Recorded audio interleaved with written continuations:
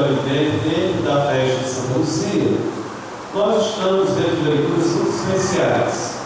Essa primeira leitura, tirada do livro dos Números, é um texto muito famoso que nos fala de Balaão. Quem era Balaão? Balaão era um mago. E estava havendo uma guerra entre povos com o povo de Israel. Os inimigos de Israel chamaram um mago, que era Balaão, para amaldiçoar Israel. O mago foi convidado, ele chegou lá para amaldiçoar Israel, e quando ele abriu a boca, só abriu a boca para abençoar Israel. Foi algo muito estranho que aconteceu. Convidado para amaldiçoar, ele disse que sentiu no coração dele que ele não podia amaldiçoar aquele povo. Ele sentia a inspiração divina para abençoá-lo. Estranho fato. Convidado para amaldiçoar, Deus força um mago, não era uma pessoa da mesma de Israel, a abençoar o povo de Deus. Isso diz muitas coisas. Nos diz o quê? Que, infelizmente, às vezes, na nossa vida, nós nos deparamos com realidades que nós não concordamos. Mas mesmo não concordando, a gente percebe que tem algo sério lá dentro, tem algo de divino, tem algo de Deus, que eu não posso ficar simplesmente criticando de uma forma irresponsável, a tal ponto de trabalhar para destruir aquilo que eu estou vendo. Não é necessariamente uma maldição, mas a gente, muitas vezes, por causa da nossa razão, quer se colocar contra. Mas a gente percebe que tem uma ação de Deus que nós não podemos denegrir ou destruir aquilo que nós vemos como algo sério de Deus na vida do povo. Pode ser que a gente não entenda, pode ser que a gente não concorde. Isso aqui diz muito, gente, para nós cristãos, para nós católicos, que nós precisamos aprender a respeitar as realidades diferentes da nossa própria experiência de fé. Não é porque um grupo não tenha a nossa própria maneira de pensar que a gente tem que trabalhar para destruir esse outro grupo. Infelizmente, nós temos muito isso na Igreja Católica. Essas tensões de direita e esquerda, gente da esquerda, da igreja, que não suporta o pessoal da direita, o pessoal da direita, que não suporta o pessoal da esquerda, estavam eles na Assembleia da Diocese anos atrás. Estavam falando sobre que nós deveríamos ter tolerância para suportar o diferente. E estavam detonando a renovação carismática, porque a renovação carismática não tinha respeito ao diferente. Eu cheguei lá em cima, estava muito mais aproximado da comunidade base, do que da renovação, e disse: mas a renovação precisa se aprender a respeitar o diferente, mas as comunidades eclesiais de base também precisam aprender a respeitar o diferente. Para que eu disse isso? Quando eu disse, os papas da libertação lá faltaram me trucidar, criticando ferozmente e mesmo com raiva e tudo, a própria maneira da pessoa que escutar uma crítica diz tudo o que é não acolher uma opinião diferente. Então não é porque as pessoas não sejam da nossa própria panelinha, do nosso próprio circuito, da nossa própria maneira de pensar, que a gente não deva ou não tem que ter atenção de suportar e reconhecer que dos outros lados da vida existe seriedade de trabalho, de tentar responder aos apelos de Deus, de buscar E a gente tem que ver que as pessoas estão procurando agradar a Deus. É isso que as pessoas precisam fazer em suas vidas. Se por infelicidade está num grupo que não é o grupo que eu faço parte, eu não posso deixar de reconhecer, mesmo dentro das diferenças, o respeito, o valor que o outro tem. Eu aprendi uma coisa muito estranha com alguém muito estranho que não deveria ser dito, talvez uma missa. Mas temos uma figura dentro da história do Brasil que é chamado Carlos Prestes, que fez uma grande marcha divulgando o socialismo dentro do Brasil. Ele era considerado um ícone assim da esquerda brasileira. Uma vez ele estava na casa de uma pessoa que era considerada muito conservadora. Uma pessoa, sabendo quem era Carlos Prestes, perguntou: mas você aqui, na casa dessa pessoa, de direita, você de esquerda? Aí o Carlos Prestes disse uma coisa que eu achei fantástica. Ele disse assim: essa pessoa, sim, não conduz uma modo de vida político, a minha política, mas essa pessoa tem algo que eu respeito e admiro muito do ser humano. Era uma pessoa fiel aos seus princípios. E como é difícil a gente lograr na vida uma pessoa que seja fiel aos seus princípios. Eu olhando para essa palavra do Carlos Prestes, uma pessoa que não era dentro de igreja, uma visão diferente, eu disse: mas que coisa mais bela, um homem desse saber ver, mesmo na diferença de posições, de alinhamentos políticos, outras coisas mais, ele conseguir ver valores nas outras pessoas. E nós também, então, precisaríamos aprender a encontrar valores nas outras pessoas, mesmo que sejam pessoas que não comungem muitas vezes com o que a gente pensa e ensina. Essa palavra do Carlos Prestes me ajudou a olhar muitas e muitas pessoas com um olhar diferente na minha vida. Porque muitas vezes a gente, por esses problemas políticos, por problemas de visões, de ideologias, a gente acaba não valorizando tantas e tantas coisas que a pessoa tem, que reduz a pessoa a uma única forma de pensar. Lá na filosofia a gente estuda que a política é apenas uma das facetas da pessoa humana. A política não diz tudo sobre a pessoa, mas infelizmente, uma outra vez, a gente quer achar que a maneira de pensar a política da pessoa diz tudo, mas não diz. Até mesmo a nossa vida não é assim. Às vezes nós podemos pensar completamente diferente a política, mas nós temos amor. Às vezes é o meu irmão dentro da minha casa, é o meu pai dentro da minha casa que pensa diferente, é uma pessoa muito amiga. Nós temos outras facetas, gente. Temos outras faces. E, por exemplo, a face da amizade. Às vezes a face da amizade faz a gente superar coisas completamente divergentes. Então, nós precisaríamos também, dentro da igreja, dentro da comunidade de fé, dentro da sociedade, ver mais as pessoas com um olhar amigo e não com um olhar de inimigo.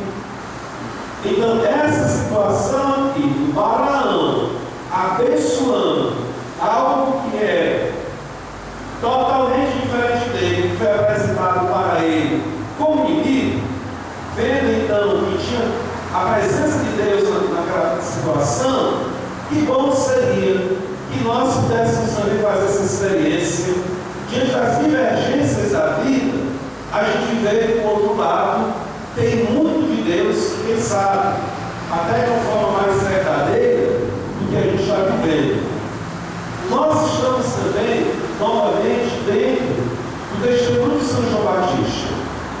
E esse texto, eu acho ele muito especial, porque eles estão questionando aqui a pessoa do nosso Senhor sobre a questão da autoridade. A autoridade é um tema muito importante dentro da Bíblia. Moisés falava que Moisés tinha autoridade. Elias falava porque Elias tinha autoridade. Da onde é que vinha a autoridade de Moisés? Da onde é que vinha a autoridade de Elias? Da experiência íntima que eles tinham com Deus. É por causa dessa intimidade que eles tinham com Deus que eles podiam falar aquilo que eles falaram. Então, de repente, aparece o mestre falando coisas inusitadas, coisas novas, coisas diferentes, questionando a lei do sábado, e os fariseus, não é? Os anciãos do povo, os sacerdotes ficaram incomodados. Nossa, só poderia falar aquelas coisas se ele tivesse também autoridade para falar. E essa autoridade dizia respeito a, vamos dizer, a experiência que nosso Senhor tinha com Deus. Então eles vão fazer uma pergunta lá para nosso Senhor. Por que a autoridade faz isso? Aí nosso Senhor agora pergunta. Se vocês me responderem, eu digo para vocês. Por que a autoridade? Deixa eu batizar. Aí preste atenção. O que é que o texto fala? Eles refletiam entre si. Se disserem do céu, ele nos dirá: por que não acreditaste nele? Se disserem dos homens, temos medo do povo, pois todos têm João Batista na cor de profeta. O que vai acontecer? Os anciãos do povo, os sumos sacerdotes, refletiram com a cabeça deles, refletiram com a cachola deles, refletiram com a inteligência deles, refletiram, mas não responderam, refletiram, mas não para se comprometer, refletiram, mas para fugir do compromisso, refletiram, mas não para colher o mistério de Deus, refletiram para impor a própria vontade. Essa reflexão dele aqui não serviu. Pode ser também que a gente, na nossa vida, possa dizer: não, mas nós refletimos muito sobre essas coisas, esses fatos. Mas se a gente refletir, botar a cachola para funcionar do mesmo jeito dos fariseus, não vale para Deus. Não vale. Pode ser a inteligência que seja, possa ser o mais sabidinho que seja, mas se refletir errado com egoísmo, não serve para Deus. A gente tem que humilhar a nossa reflexão diante de Deus para aceitar o plano de Deus. Talvez no negócio desse eles refletiram. Então eles refletiram como era a saída, para que, quem sabe, Deus ia se submeter aos planos dele.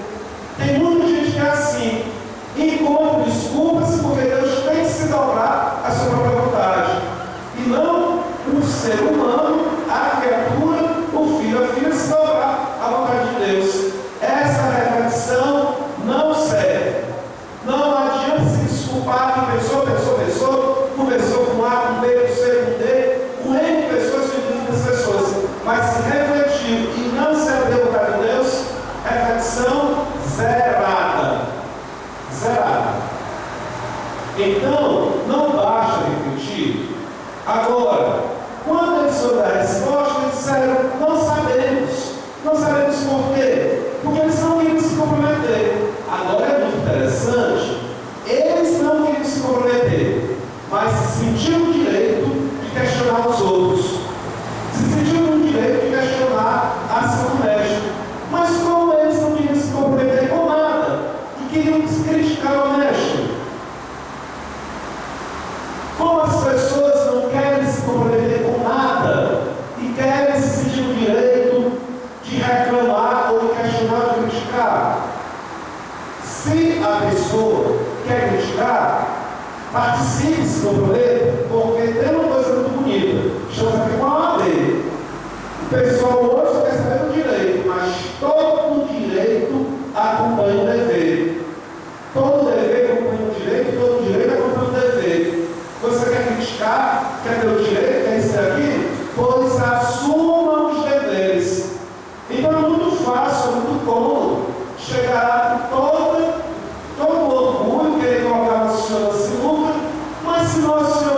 dizer, essa autoridade que eu estou falando é a autoridade que eu tenho, que o Pai me deu. Eles não iriam aceitar.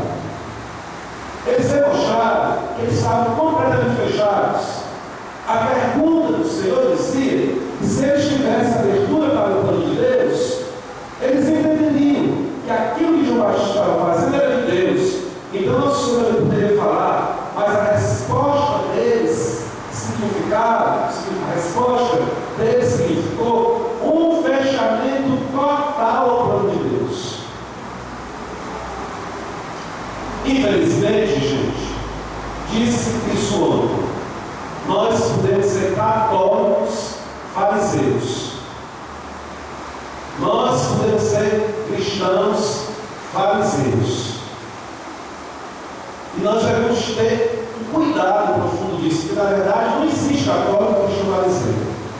Se nós queremos fazer valer o nosso nome, nós precisamos nos comprometer com o Mestre. O nosso testemunho tem que valer, o nosso compromisso tem que valer. Então estamos aqui dentro do tempo da festa, dentro do tempo do testemunho. Não adianta a gente pensar, querer ser testemunho de Cristo, se nós não nos comprometemos com o Evangelho do Mestre, se nós não nos comprometemos com sua igreja, se nós não nos comprometemos com o seu reino, se nós não nos comprometemos de dar as mãos. Eu não quero falar com vocês disso. É porque eu, como padre, mesmo com toda a consciência, com todas as informações que a gente precisa da comunidade também, pessoal.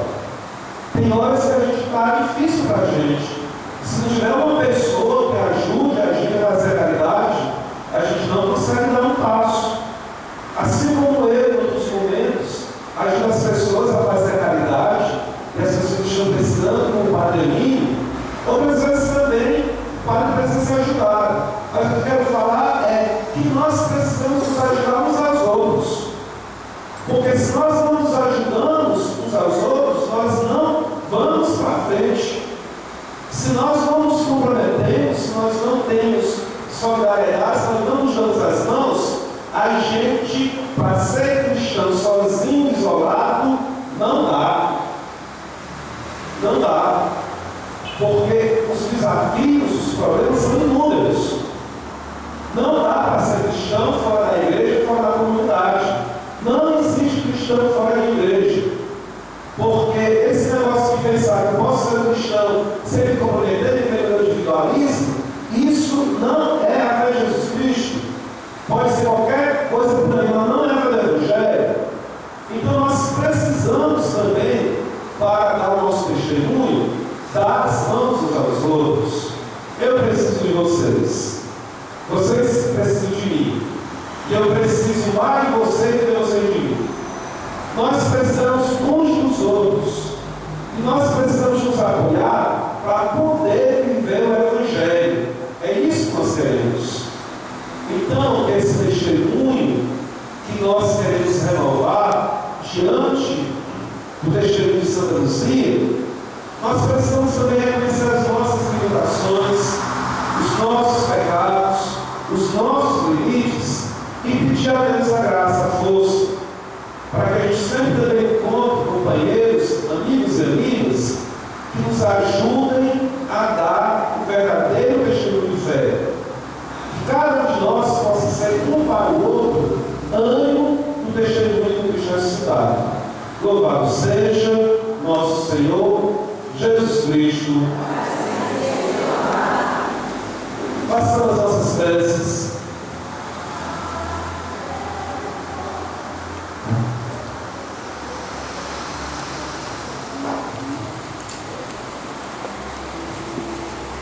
Todos, nós vos bendizemos, ó Deus de amor. Nós vos bendizemos, ó Deus de amor. Ó Pai, conduzi-nos em vossos caminhos e fazei-nos perseverantes em vossa palavra, que nos orienta e nos faz viver. Nós vos bendizemos, ó Deus de amor. Fortalecei, Senhor, aqueles que lutam por um mundo justo e fraterno.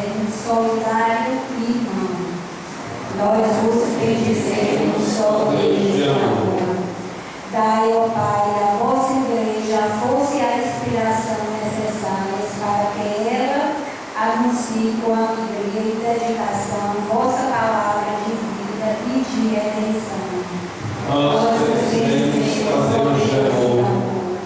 Senhor, que todos os vossos filhos e filhas caminhem sobre vossa luz e encontrem a santidade e a paz. Nós somos bendizemos, ó Deus de amor.